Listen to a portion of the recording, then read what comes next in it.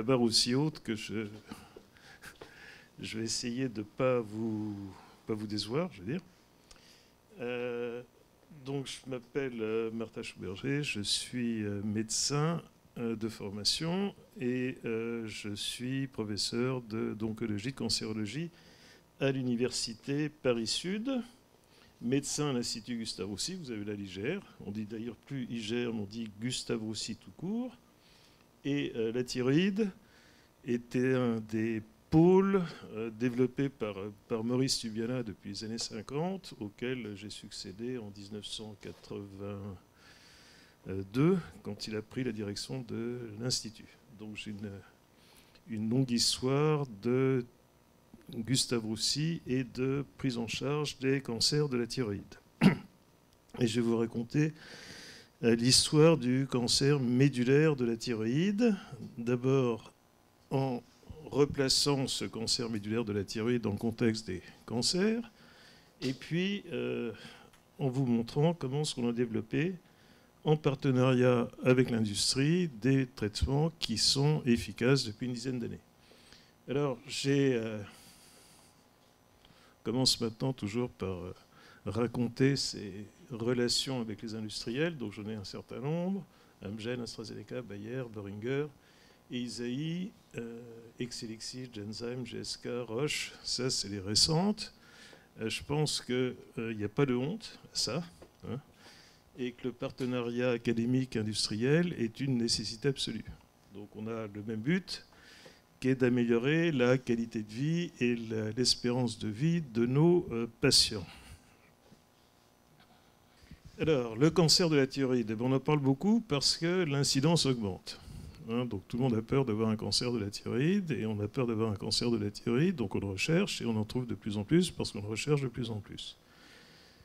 Donc vous voyez que depuis une dizaine d'années, 30 ans maintenant, le cancer de la thyroïde augmente chaque année de 3 à 6% en nombre de cas trouvés. Ceci est lié à un dépistage, par l'échographie notamment. Alors, parmi tous ces cancers de la thyroïde, la majorité est développée aux dépens des cellules thyroïdiennes, des thyrocytes, qui produisent les hormones thyroïdiennes, T3 et T4, et qui fixent l'iode radioactif. Et puis, il y a dans la thyroïde des cellules qui sont peu nombreuses, qu'on appelle cellules C, parce qu'elle sécrète la calcitonine, qui est une hormone qui ne sert à rien, et qui donne naissance au cancer médulaire de la thyroïde en se multipliant. Donc ce cancer médulaire de la thyroïde représente moins de 5% de tous les cancers de la thyroïde. Donc c'est une maladie qui est rare, voire très rare, contrairement au cancer différencié de la thyroïde, qui est le cancer le plus fréquent et qui lui représente plus de 95% de tous les cancers de la thyroïde. Donc l'incidence, vous voyez, 1500, 2000 cas chaque année, parmi lesquels un petit nombre va développer des métastases à distance.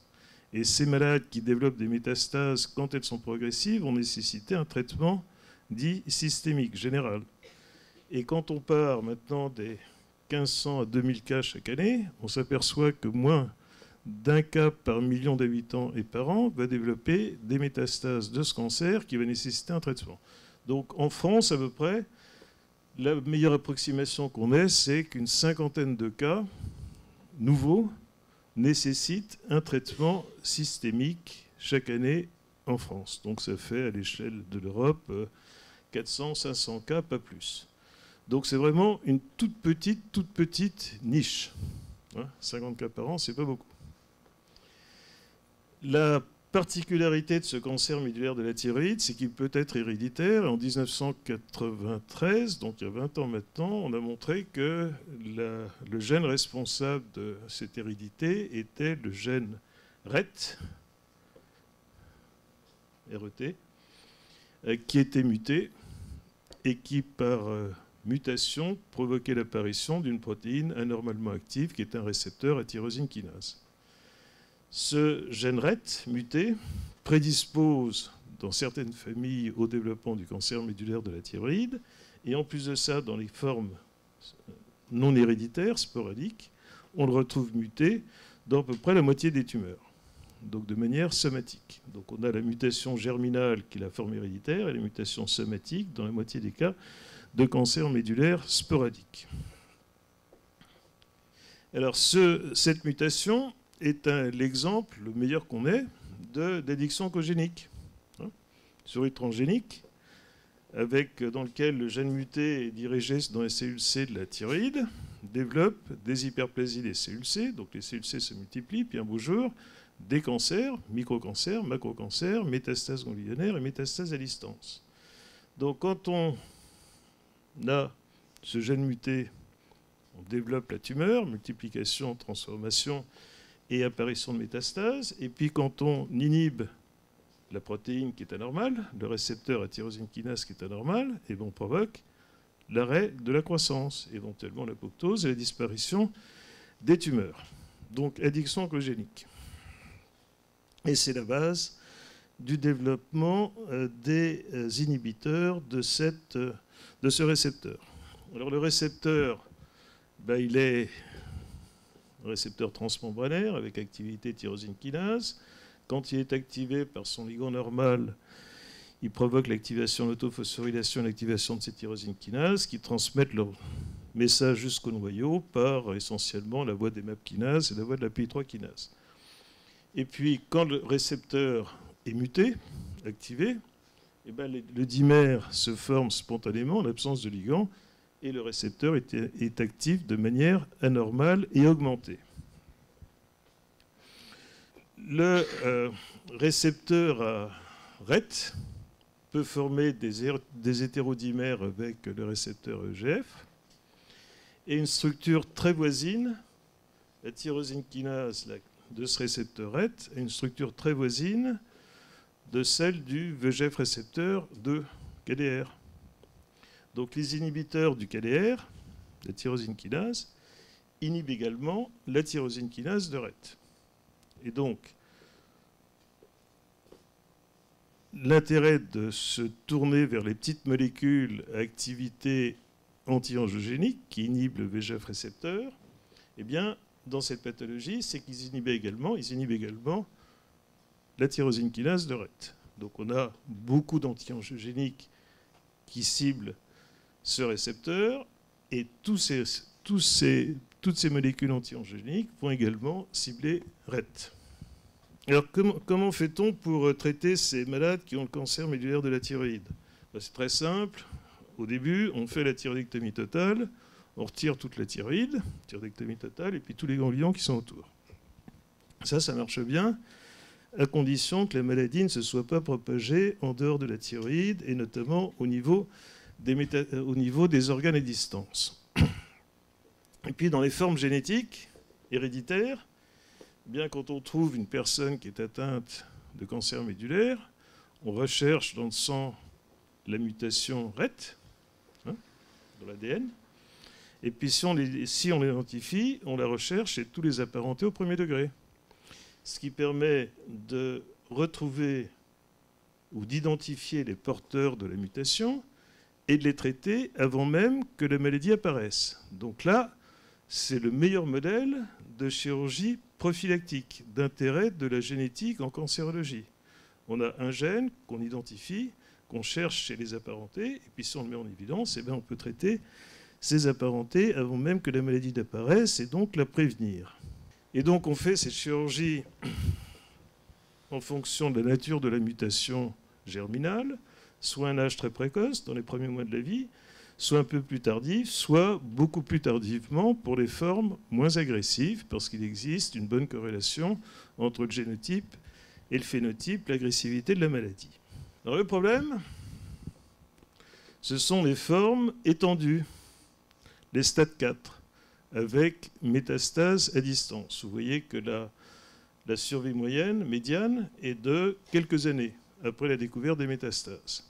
Donc autant on sait traiter les maladies précoces, localisées à la thyroïde ou au ganglion du cou, autant on ne savait pas jusqu'à quelques années traiter ces maladies métastatiques, dont l'essentiel malheureusement décédait dans les années qui suivaient le diagnostic. De plus, la maladie métastatique s'accompagne de symptômes. notamment de diarrhée et de flush, qui peuvent être très, très handicapantes d'un point de vue sociétal. Donc l'histoire naturelle de la maladie du cancer médulaire, c'était un nodule de la thyroïde, une boule dans la thyroïde, qu'on opère. S'il y a des ganglions, on les retire. On dose le marqueur tumoral qui est la calcitonine, soit elle est normale, indétectable et le malade est guéri, soit la calcitonine reste élevée, et à ce moment-là, on sait qu'il persiste de la maladie, et on va observer les malades. Et puis ces malades, chez qui on sait qu'il reste de la calcitonine et du tissu tumoral, vont dans les années qui suivent développer des rechutes cervicales qui vont pouvoir être traitées, des métastases à distance, et quand les métastases à distance progressent, il va falloir les traiter. Et tout ça, ça peut prendre des années et des années avant que les métastases apparaissent et deviennent suffisamment grosses pour justifier un traitement. Alors, quand on a de la calcitonine, eh bien, il faut voir à quoi correspond cette production de calcitonine et d'où elle vient. Donc on va faire de l'imagerie. Et là, on revient sur l'exposé précédent, c'est quel type d'imagerie il faut faire. On n'a pas de marqueur scintigraphique de qualité pour le cancer médulaire de la thyroïde. Et le FDG, qui rend beaucoup de services avec le PET scan en cancérologie en général, est un très mauvais marqueur du cancer médulaire de la thyroïde. La fluorodopa est un marqueur un petit peu meilleur, mais pas très bon non plus. Donc il faut faire tous ces examens, l'échographie cervicale, le scanner du cou, du thorax, la résonance magnétique du foie, des os, la scintigraphie osseuse, le scanner et l'IRM ou l'IRM du cerveau.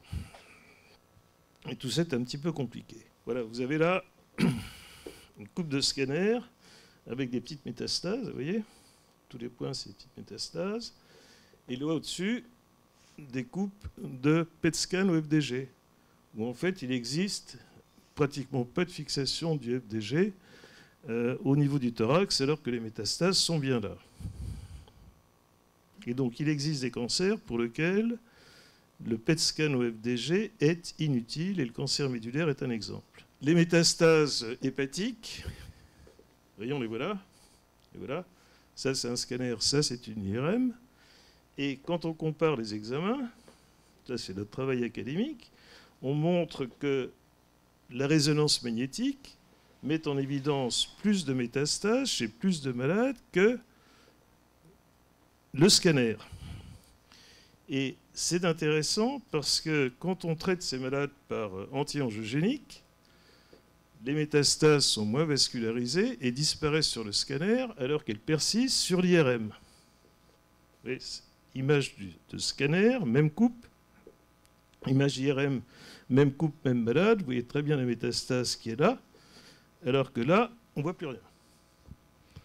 Donc,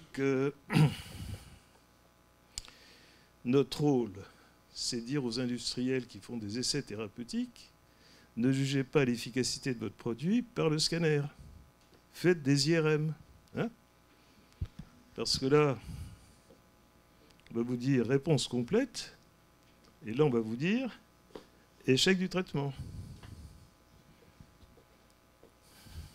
Le cancer médulaire de la thyroïde, comme certains cancers, peut avoir une évolution extrêmement lente. Il y a des formes qui évoluent rapidement, et puis d'autres formes qui évoluent pendant des années, sans pratiquement progresser. Donc on va décider du début d'un traitement systémique en cas de métastase, en fonction de deux paramètres. Un, c'est la quantité de maladies présentes dans l'organisme, volume tumoral, et deux, c'est le taux de progression. Plus la maladie est étendue, développée, et plus la progression est rapide, et plus l'espérance de vie est brève. Donc ce sont ces malades qu'il va falloir traiter, alors que les malades qui ont des petites métastases ou des malades qui ne progressent pas vont pouvoir être surveillés.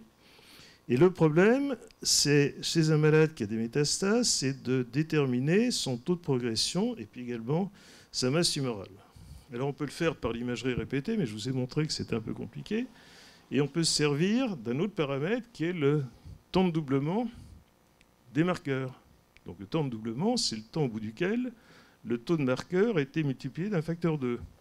Et comme le taux de marqueur chez un même malade est proportionnel à la masse tumorale, eh bien, on a, en mesurant les marqueurs, une bonne appréciation de la vitesse de progression de la maladie. Et là, on a corrélé le temps de doublement du marqueur avec la progression en imagerie, et qui est une très bonne corrélation. Et là, on a corrélé le temps de doublement du marqueur avec le taux de survie, et également, quand le temps de doublement est long, eh bien, la survie est bonne. Quand le temps de doublement est bref, la survie est pas bonne. Alors, il y a un problème, c'est qu'avec ces inhibiteurs de kinase, c'est qu'ils induisent des toxicités. Et souvent, ils ne provoquent que des stabilisations de la maladie. Donc le problème, c'est quand la toxicité apparaît et qu'il n'y a pas de diminution franche des masses tumorales, c'est quoi faire? Est-ce qu'on est efficace, auquel cas ça justifie la poursuite du traitement, ou est-ce qu'on n'est pas efficace, auquel cas ça justifie l'arrêt du traitement? Quand on a régression tumorale, c'est simple. Quand il y a stabilisation, c'est plus compliqué. Notamment si on n'avait pas montré, avant de commencer le traitement, que la maladie était progressive. Donc, un conseil qu'on donne à tous les utilisateurs de ces petites molécules, c'est de démontrer, avant de commencer un traitement, que la maladie est progressive. Et je pense que c'est une notion qui est importante. Les cancers métastatiques nécessitent des prises en charge multidisciplinaires, car les traitements symptomatiques sont utiles, contre la diarrhée par exemple, contre la douleur. Les traitements locaux peuvent être indispensables, traitements locaux des métastases. Et puis enfin, il y a quand et comment décider du début des traitements systémiques. Alors, le début des traitements systémiques dépend, je viens de vous le dire, de la masse tumorale et du taux de progression. Quand il y a progression avec des grosses masses tumorales, on va commencer. Quand il n'y a pas de progression avec des petites masses tumorales, eh bien on va surveiller. Et puis, donc ça c'est simple comme décision. Par contre, quand il y a des petites masses tumorales avec des progressions rapides, ou quand il y a des grosses masses tumorales sans progression documentée, c'est une affaire de cas par cas. Alors que faire? Eh bien, jusqu'à une date assez récente, jusqu'à une dizaine d'années, on avait des chimiothérapies cytotoxiques qui étaient très peu efficaces. La radiothérapie métabolique est très peu efficace. Et puis, on a maintenant, depuis une dizaine d'années, ces thérapies ciblées, dont je vais vous parler maintenant. Mais avant, je voudrais vous montrer quelques photos de traitements locaux qu'on peut proposer à certains malades. Il y a une dizaine d'années, une vingtaine d'années, on faisait des chirurgies de ce type. Là, vous avez une métastase d'un cancer de la thyroïde qui fixe le iode radioactif. Unique.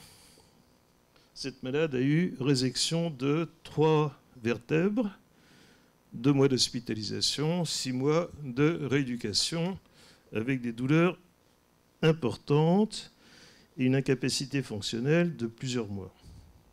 On fait actuellement des traitements percutanés. Vous avez là une métastase pulmonaire, une aiguille qui est mise dans la métastase, qui va chauffer cette métastase et, sans intervention chirurgicale, va la détruire complètement.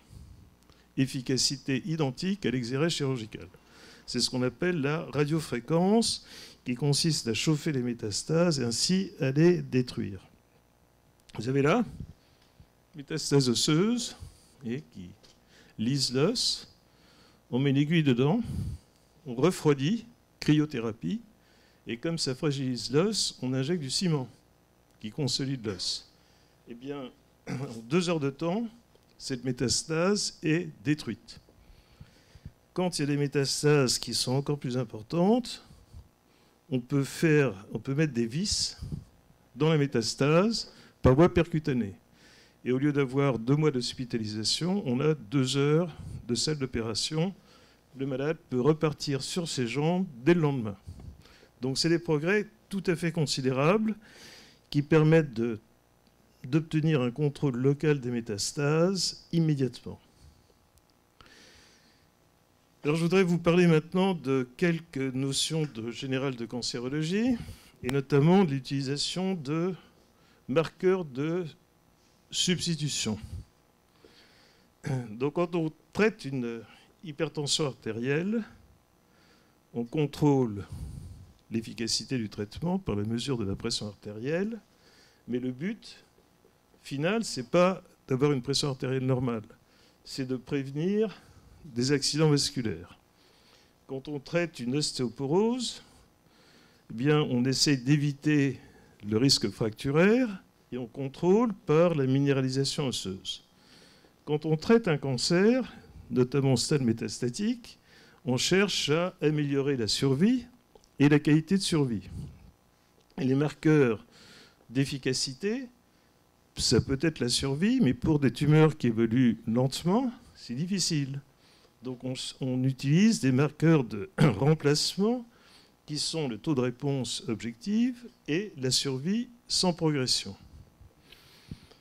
Le taux de réponse objective, c'est la diminution des masses tumorales, qui est un paramètre qui est peu ou mal relié à la survie globale. Alors je vous montre quelques photos, quelques plaques. Quand on fait un traitement, maladie disparaît, réponse complète, tout le monde est content. Parfois, ce traitement est inefficace. Et quand le traitement est inefficace, la tumeur va progresser. Et puis quand elle atteint une certaine taille, elle va provoquer le décès du malade. Hein, cette taille, c'est en règle générale 1 kg, un peu plus ou un peu moins de tumeur. On peut utiliser d'autres traitements qui vont provoquer des diminutions de la masse tumorale, parfois importantes, et parfois moins importantes en vert. Le problème, c'est que ces diminutions importantes, quand elles sont transitoires, ne vont pas provoquer davantage de bénéfices en termes de survie. Donc il faut mieux avoir des diminutions moins importantes, mais prolongées, que des diminutions très importantes, mais brèves. Et ça, ces diminutions moins importantes, mais prolongées, sont mesurées par la survie sans progression, qui est le temps entre le début du traitement et la mise en évidence de la progression. C'est un concept qui est important à expliquer aux malades, parce que les inhibiteurs de kinase, très souvent, ne provoquent que de petites diminutions des masses tumorales, des stabilités de longue durée. Alors on revient au cancer médulaire. Donc je vous ai dit, cancer médulaire, mutation RET dans 100% des cas, dans la moitié des cas de forme sporadique, et puis quand il n'y a pas de mutation RET dans les formes sporadiques, dans environ 2/3 des cas, on met en évidence une mutation de l'oncogène RAS, qui est située juste en aval des récepteurs à tyrosine kinase membranaire. Donc ces inhibiteurs de kinase qu'on utilise sont des inhibiteurs compétitifs de la liaison de l'ATP au site enzymatique et provoquent une inactivation de la transduction du signal au niveau de 2 types de cellules, les cellules endothéliales en diminuant l'angiogénèse, et puis les cellules tumorales proprement dites en diminuant la vitesse de croissance de ces cellules. Et l'effet observé, l'effet clinique observé, est la conséquence de ces deux effets. Tous les inhibiteurs de kinase qui ont été utilisés dans le cancer médulaire sont là. Vous voyez qu'ils sont tous des inhibiteurs du VEGF récepteur et que la majorité est inhibiteur de la protéine RET, qu'elle soit normale, sauvage ou mutée.